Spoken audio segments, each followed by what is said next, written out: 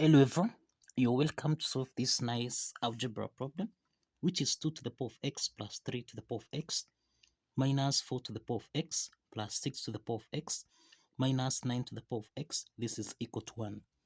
So what is the value of x? Now let's provide a solution from here. So we have 2 to the power of x plus 3 to the power of x minus 4, which you can express as 2 to the power of 2 raised to the power of x, then plus we have 6, which you can express as 3 multiplied by 2 raised to the power of x, then subtract 9, which we can express as 3 raised to the power of 2, then raised to the power of x. This is equal to 1.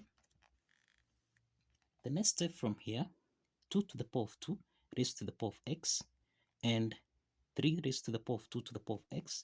This is in the form of a to the power of n raised to the power of m, which we can express as a to the power of m raised to the power of n. Now, 3 times 2 to the power of x, this is in the form of a times b raised to the power of n, which can be expressed as a to the power of n times b to the power of n. Applying these two exponent properties, then we have 2 to the power of x plus 3 to the power of x minus 2 to the power of x raised to the power of 2, then plus 3 to the power of x times 2 to the power of x minus 3 to the power of x squared. This is equal to 1. The next step from here, we can let 2 to the power of x be equal to a, and we can let 3 to the power of x be equal to b. Now this implies that we can substitute a and b in this equation here.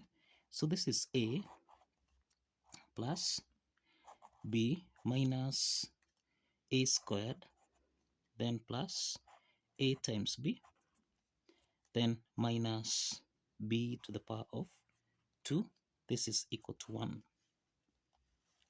Now we can rewrite this equation as minus a squared minus b squared plus ab, then plus a plus b, then subtract 1. This is equal to 0. We take 1 on the left hand side, that's why we have minus 1 here. The next step is to eliminate this negative sign. That means we multiply by negative everything here. We multiply everything here by negative on both sides by negative 1, so that minus times minus, remember this is minus a squared, this is minus a squared. So if we multiply by negative, this becomes plus a squared, then minus times minus b squared, this is plus b squared, then minus times plus ab, this becomes minus ab, then we have minus a, then subtract b, then plus 1.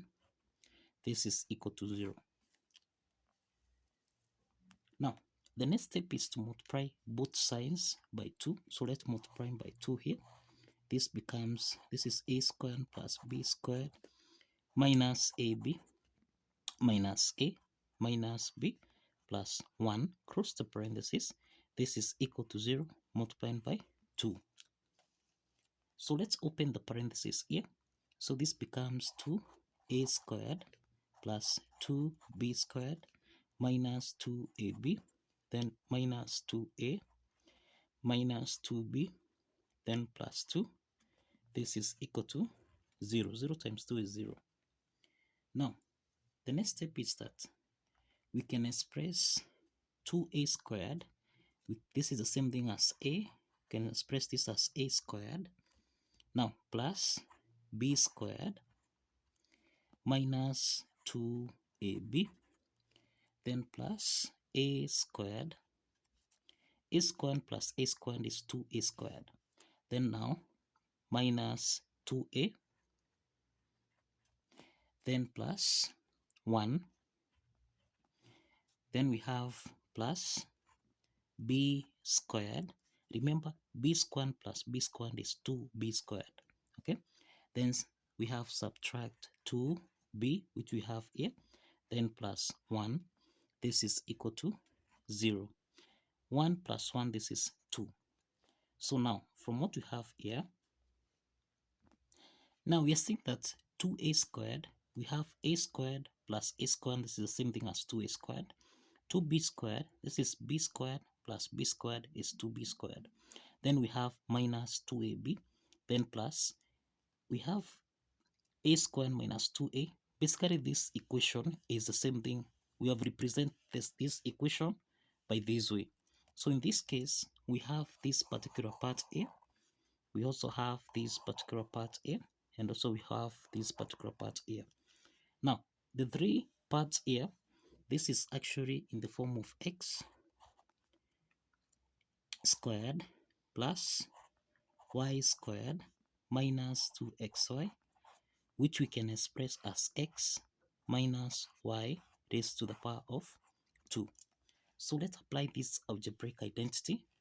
Now, from this part here, this is the same thing as a minus b raised to the power of 2, then plus. Now here we have a subtract 1 raised to the power of 2, then plus. The third part here, this is the same thing as b minus 1 raised to the power of 2. This is equal to 0. Now, this implies that from what we have here, we have that a minus b raised to the power of 2. Remember, this is greater or equal to 0. This is also greater or equal to 0. And this is also greater or equal to 0. So this means that a minus b to the power of 2. Now this is equal to 0. And we have a minus 1 raised to the power of 2. This is equal to 0. And then we have b minus 1 raised to the power of 2. This is equal to 0. So this implies that from here, we have a minus b. This is equal to 0. We have a minus 1. This is equal to 0. And we have b minus 1. This is equal to 0. So here we have that a is equal to b. And here we have a is equal to 1, as well as b is equal to 1. So this implies that we have a and b equal to 1. And if you recall, we have seen that let 2 to the power of a be equal to a, and we have seen that 3 to the power of x, this is 2 to the power of x, be equal to a, and 3 to the power of x be equal to b. Here, 2 to the power of x be equal to a, 3 to the power of x be equal to b. Substituting the values of a and b, this means 2 to the power of x, this is equal to 1, and 3 to the power of x, this is equal to 1. So we have that a to the power of 0, this is equal to 1. This is indices identity property, and this means that we can express 1, 2 to the power of x, this is equal to, we can express this 1 as 2 to the power of 0. 2 to the power of 0 is the same thing as 1. So this implies that x is equal to 0. In the second case here, 3 to the power of x, this is equal to 3 to the power of 0. So this means that x is equal to 0. So the value of x is equal to 0. Now, let's verify this value of x equal to 0 satisfies the equation. Let's check. Now, let's check this value of x equal to 0. If this satisfies the equation, we have 2 to the power of x plus 3 to the power of x minus 4 to the power of x plus 6 to the power of x minus 9 to the power of x. This is supposed to give us a value of 1. So let's substitute x, which is 0. So 2 to the power of 0 plus 3 to the power of 0 minus 4 to the power of 0 plus 6 to the power of 0 minus 9 to the power of 0. This should give us a value of 1. So 2 to the power of 0, this is 1 plus 3 to the power of 0, this is 1 minus 1 plus 1 minus 1. This should give us a value of 1. So 1 plus 1, this is 2 minus 1 plus 1. This simplifies. So we have 2 minus 1. This should give us a value of 1. 2 minus 1, this is 1, which is equal to 1. So the left hand side is equal to the right hand side. And this affirms that the value of x equal to 0 satisfies the equation. So kindly follow the steps. Like this video. If you have alternative solution method, kindly showcase in the comment section. See you in the next video.